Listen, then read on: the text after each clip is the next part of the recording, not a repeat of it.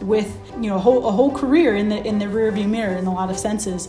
For me, the way that I ended up kind of sitting in this seat was by keeping it in the back of my mind. So I became interested in Mars at a pretty young age, actually. I'm not sure, somewhere around 5th grade. So this was at a defining time for my life. But I remember for some school project, making a book about Marty the Martian. That love kind of carried through in college when I found geology, because I learned that there's this thing called planetary geology. And the idea of being able to study the surface of another planet was just the coolest thing to me as somebody who loved Mars.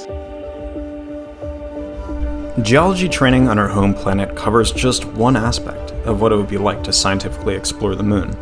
Lower gravity, extreme temperatures, and a bulky spacesuit make operating tools and collecting rocks a great challenge.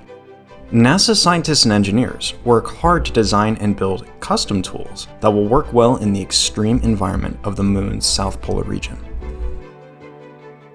Making any sort of hardware that flies in space is a huge team effort. I help to lead a team of people who are building moon tools. And so specifically the tools that are going to take samples of the moon and bring them back to Earth so the scientists can study them for generations to come. At Johnson Space Center, we have what's called the Rock Yard, which is essentially kind of a large open space where we've imported rocks, basically a large human-sized sandbox. It's great. At the Rock Yard, we get astronauts to come out to be test subjects, but we also get engineers and scientists and operators to be test subjects as well, so that we can fully understand what it's like to be in that crew perspective.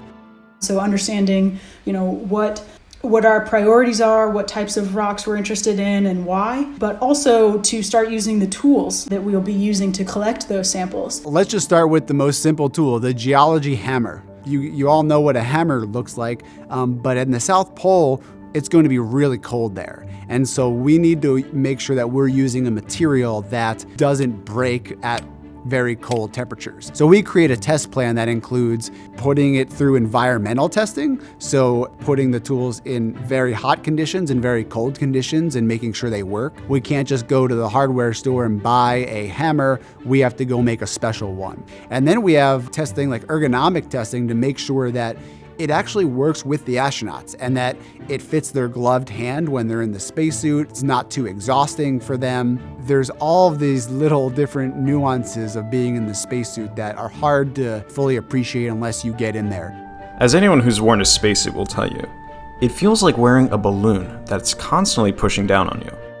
Spacesuits have to meet many demands. They must be sturdy enough to keep astronauts safe in the low gravity and high radiation environment of the moon, but they also have to be nimble enough to allow astronauts to squeeze, poke, and pound their tools. It's tough to describe, honestly. It's large, it's about 300 pounds, I think. You're kind of operating your own personal spacecraft in a lot of ways. The intent is for you to be able to manipulate your arms and legs in a way that you would on the ground. So we have a large pool here at the NBL, the Neutral Buoyancy Laboratory here on site. In the corner, we now have a moon area. So we've imported sand and rocks down there, and we've started to do runs trying to approximate 1/6 gravity. It's kind of a lot of moving pieces, but it's really fun. It's one of the coolest things we get to do. And I'll tell you what, some of my most favorite, moments at NASA have been when I see these engineers start to get excited about the science that we're doing and start to, learn some of the geology terminology, because that really is what creates an effective team. And so hearing, tools engineer Adam Nade start to say, wow, this looks like a basalt that has lots of vesicles with olivine phenocryst in it, just make me incredibly excited, because it means that, we're learning to speak each other's languages.